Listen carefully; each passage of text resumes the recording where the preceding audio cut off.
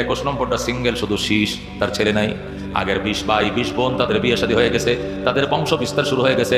এক একজনের ঘরে 20টা 30টা 50টা করে সন্তান হয়ে গেছে। আল্লাহু আকবার। হযরত শীষ আলাইহিস সালামের বিয়ের বয়স হয়েছে।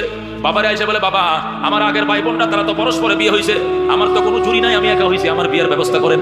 আদম আলাইহিস সালাম বলেন, তোমার তো দুনিয়াতে কোনো চুরি নাই, দেখি কোনো ব্যবস্থা কি করা যায় দেখি। আদম আলাইহিস সালাম আল্লাহর দরবারে ফরিয়াদ করেন, আল্লাহ রব্বুল আলামিন, বহুদিন আগে আমি জান্নাত থেকে বেরিয়ে এসেছি, জান্নাতের ফলমূল কত খাইছি, নিজের হাতে চিড়ে চিড়ে বাগানের ফলগুলো আমি খাইতাম, যেখান থেকে ফলটা ছিঁড়তাম সেখানে আরেকটা ফল সাথে সাথে হয়ে যাইতো। আল্লাহু আকবার। যেখান থেকে ফুলটা ছিঁড়ছি সেখানে সাথে সাথে আরেকটা ফুল হয়ে যাইতো। আর ওই সুস্বাদুময় ফল দুনিয়াতে পাই না। আয় আল্লাহ, মন চাইছিল আমি মাতৃভূমির ফল খাইতাম। আল্লাহ জান্নাতের একটা হুর দিয়া, এক ট্রে ফল মূল দিয়া তুমি আমার কাছে পাঠাও, আমার মন কাঁদতেছে মাতৃভূমির ফল খাওয়ার জন্য। সুবহানাল্লাহ। হাদিস শরীফে আছে, আল্লাহর হাবিব বলেন, আল্লাহ বাবা আদমের দোয়া কবুল করলেন, এক হুর দিয়া, এক ট্রে, এক ঝুরি ফল দিয়ে পাঠাইলেন। আদম গো, আপনাকে আপনার মাতৃভূমি থেকে আল্লাহ আমার দিয়ে ফলের ঝুরি দিয়ে পাঠাইছে, খান। সব কিসিমের ফল মূল বস্তার বস্তা এনে দিলাম। আল্লাহু আকবার।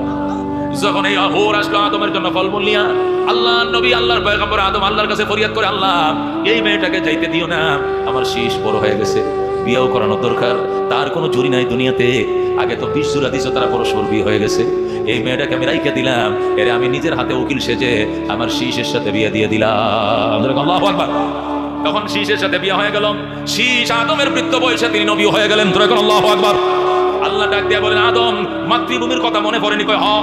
তোমার সন্তানরা তোমার পিঠে করে মাতৃভূমির থেকে ছুটে এসেছে, এরা যেন মাতৃভূমি ভুলে না যায়, এই জন্য তুমি পাহারাদারি করিও। তোমাকে প্রতিনিধি বানাইলাম আমার পক্ষ থেকে, আমি তোমাকে প্রতিনিধি বানাইলাম তোমার সন্তানদের উপরে, এরা যেন জান্নাত মাতৃভূমি ভুলে না যায়, এদেরকে মাতৃভূমির ওয়াজ তুমি সবসময় শোনাইবা।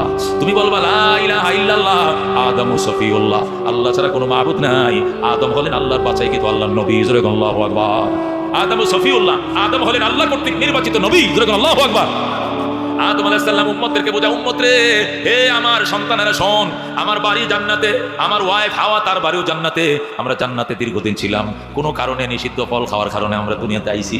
আসার পরে দুনিয়াতে আসার পর এই কাম কাজ করে খাইতে হয়, যত কিছুই করি না কেন মাতৃভূমি বলা যাবে না, জান্নাতে যাইতে হবে। খবরদার তোরা জান্নাতকে বলিস না, এই জন্য তোরা যেন জান্নাত না বলো, সেই দাওয়াত দেওয়ার জন্য আল্লাহ আমার নবুয়ত দান করছে। আল্লাহু আকবার। আপনি যদি বুড়ো হয়ে যান তখন এই দায়িত্বকে পালন করবে, আমার শীষ পালন করবে। আল্লাহ আমাকে বলে দিয়েছেন আমার শীষকেও নবী বানাবেন।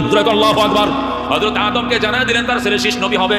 আদমের পরে শীষ দাওয়াত দিলেন, জান্নাতের ওয়াজ শোনাইলেন। শীষের পরে ইউনুস দাওয়াত দিলেন, ইউনুসের পরে হযরত নূহ আলাইহিস সালাম দাওয়াত দিলেন, এরপরে হযরত ইব্রাহিম আসলেন।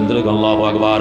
হযরত নূহ আলাইহিস সালামের পরে দুনিয়ার মানুষ যা পড়ছিল আদমের সন্তানদের সব পানিতে ডুবে মারা যায়, সব প্লাবিত হয়ে মারা যায়। শুধু 72 জন সদস্য যারা পুরুষ ছিল আর মহিলা ছিল 12 জন।